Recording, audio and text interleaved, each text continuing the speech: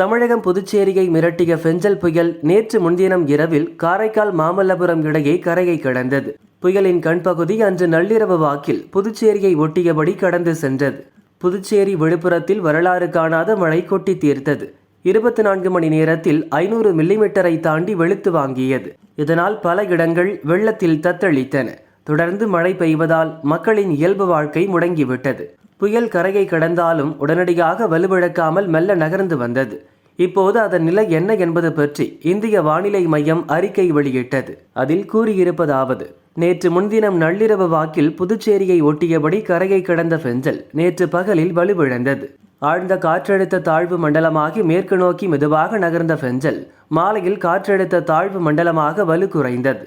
நள்ளிரவில் விழுப்புரத்துக்கு வடமேற்கே 40 கிலோமீட்டர், புதுச்சேரிக்கு வடமேற்கில் 70 kilometre, கடலூருக்கு வடமேற்கில் 80 kilometre தூரத்தில் நிலை கொண்டிருந்தது.